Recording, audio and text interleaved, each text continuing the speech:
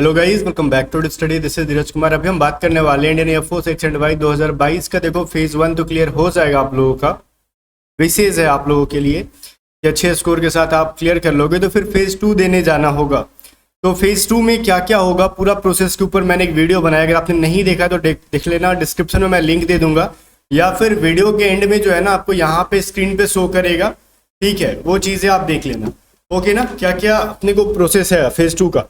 But कुछ कुछ documents होता है ले जाना अपने को, ओरिजिनल प्लस में फोटोकॉपी दोनों सभी का। तो क्या क्या ले जाना है और किस तरीके से ले जाना है और किन पे अपना सिग्नेचर चाहिए और किन किन डॉक्यूमेंट्स पे अपने पेरेंट्स का सिग्नेचर चाहिए, वो हर चीज़ इस वीडियो के अंदर बात करेंगे, ठीक है। कुछ डॉक्यूमेंट्स फेज 2 के अंदर ऐसे भी होते हैं, अगर आप 18 साल से ज़्यादा के भी हो तो भी आपको अपने पेरेंट्स के या फिर गार्जियन के सिग्नेचर्स ले जाने होते हैं। तो हर चीज़ के बारे में हम बात करेंगे, तो आराम से चलो कंटिन्यू करते हैं इसको। फर्स्ट ऑफ ऑल जितने लोग पास हो जाएंगे, एडमिट कार्ड आ जाएगा आपका 10 तारीख को, 10 अगस्त को। तो उसके बाद ये सभी चीज़ें अपने को लेके जाने हैं।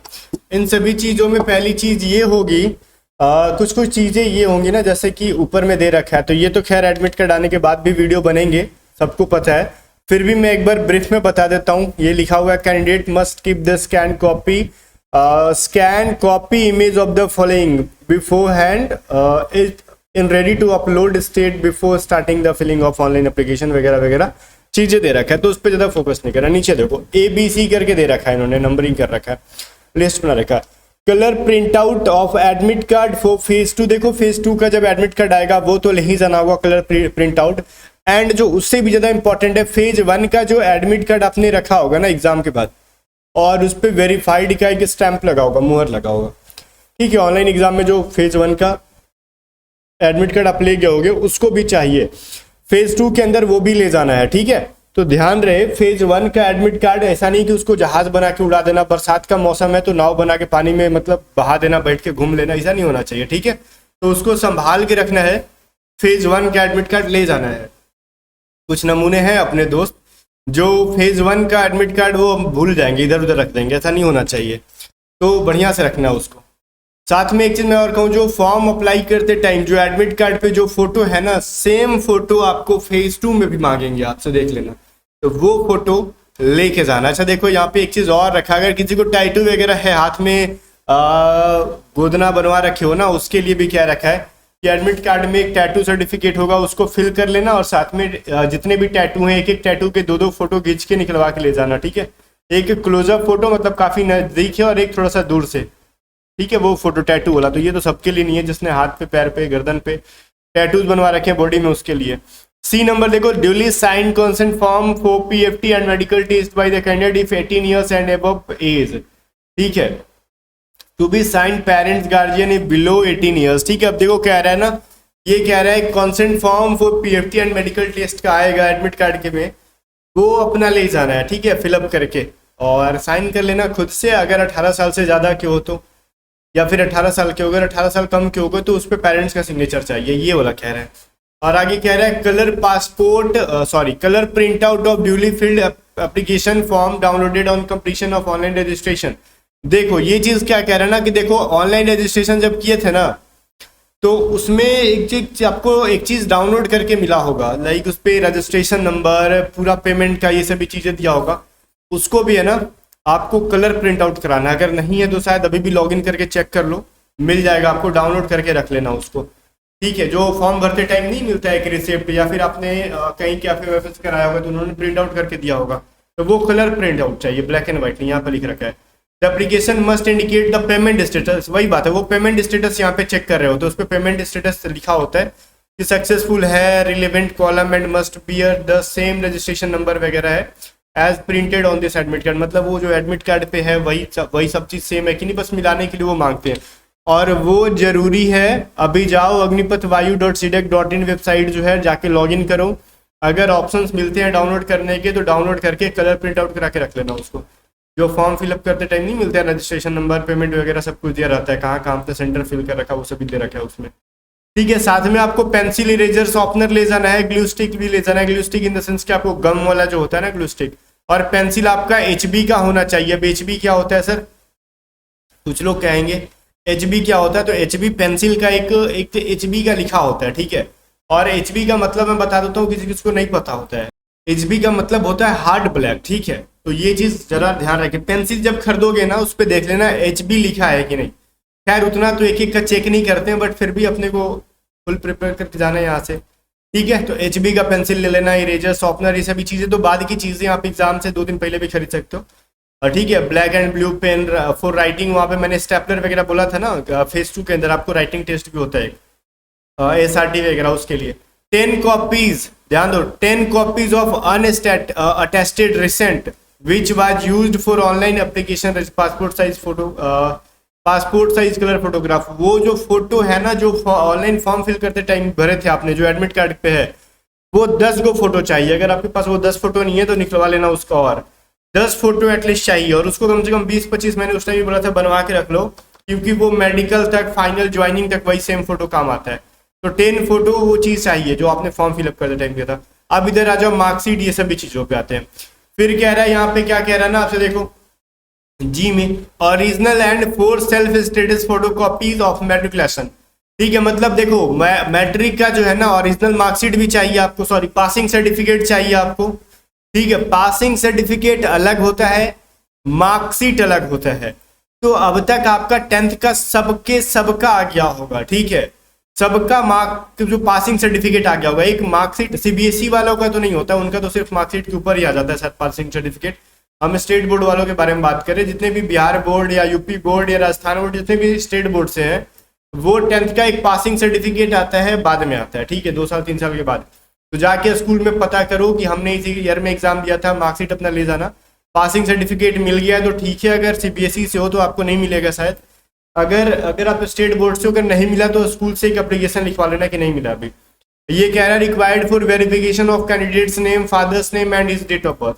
तो अपना मार्कशीट भी ले लेना और पासिंग सर्टिफिकेट भी ले लेना। मैं ये चीज कहना चाहूंगा, अगर कुछ भी गलत सलत है मार्कशीट पे तो जाके बोर्ड में जाके सुधरवा लो। अभी गलत फलत हुआ कुछ भी ना, date of birth, father's name, candidate's name, तो भाई वहां से निकाल देंगे आपको। तो ये सभी चीजें मैच करा लेना आप लोग, डॉक्यूमेंट सब सुधरवा लेना। Original and 4 self attested photocopies for matriculation marksheet, देखो मार्कशीट भी ले जाना है और पासिंग सर्टिफिकेट, देख लो दोनों चीजें यहाँ पे मेंशन्ड है।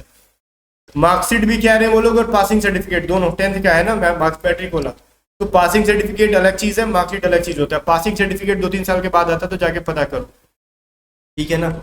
आगे देखो, फिर कह रहा है कि आपको 12th वाला ले जाना है पासिंग सर्टिफिकेट। अगर पासिंग सर्टिफिकेट किसी का नहीं होगा तो बस वो 10th का वो मार्कशीट ले लेना, सबका पासिंग सर्टिफिकेट नहीं आया होता है।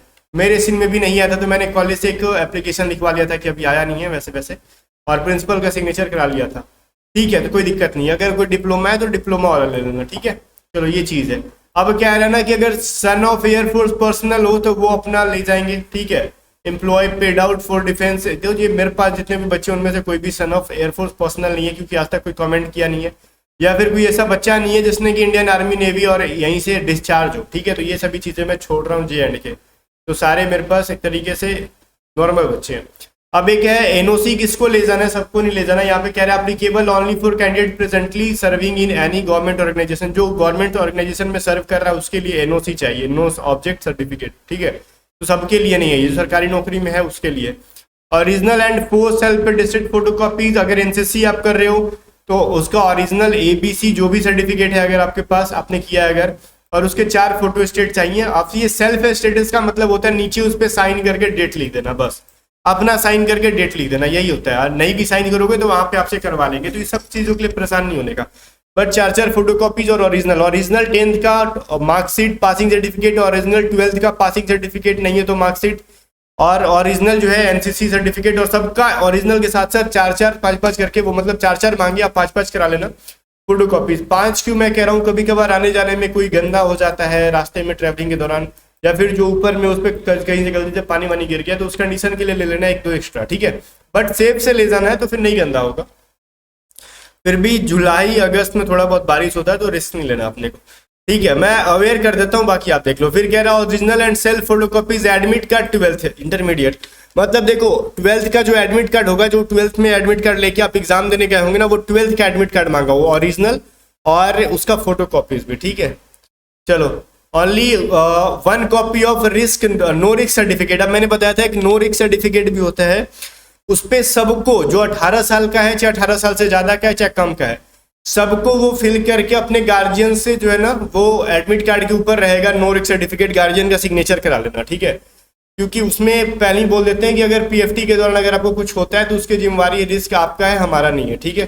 कुछ लोग गिर जाते हैं, सर्वर फड़वा लेते हैं, तो फिर उस कंडीशन में पहले ही साइन करा लेते हैं कि आप एयरफोर्स क्या बोलते हैं सिलेक्शन बोर्ड के ऊपर या फिर स्टेशन के ऊपर आपसे मतलब वो केस वेस ना करो, ठीक है। कैंडिडेट मस्ट ब्रिंग आधार कार्ड ले जाना, आपको बस यही कह रहा था, बड़ा क्या पड़े जाए, आधार कार्ड लेना है। लेकिन फिर कह रहा है candidates from Jammu Kashmir, Assam and Meghalaya if don't have Aadhaar card have to carry valid photo identity card. अगर आपके पास आधार कार्ड नहीं है, जम्मू कश्मीर, आसाम और मेघालय के जो 3 स्टेट के बच्चे हैं, अगर आधार कार्ड नहीं है तो कोई भी वैलिड फोटोग्राफ आइडेंटिटी प्रूफ ले लेना, ठीक है। लेकिन जो इन 3 स्टेट से छोड़ के सारों को क्या ले जाना है भाई, आपको आधार कार्ड ले जाना है। आधार कार्ड गलती है सुधरवा लो, नहीं तो फिर दिक्कत है, अभी टाइम में सुधर जाएगा। Candidate must bring Covid vaccine certificate. अब कोविड वैक्सीन का सर्टिफिकेट भी ले जाना है। ये नहीं लिखा कि पहला डोज, दूसरा डोज या फिर प्रीकॉशियस डोज या फिर जो भी चीजें हैं, बूस्टर डोज, कुछ भी नहीं लिखा। बट पहला या दूसरा डोज जो मिल रहा था, आपने जो लिया उसका एक सर्टिफिकेट ले लेना। बट मैं राय दूंगा अगर आपने नहीं लिया अभी तक दूसरा डोज तो जाके ले लो और प्रिंट आउट करा के निकलवा लेना, ठीक है।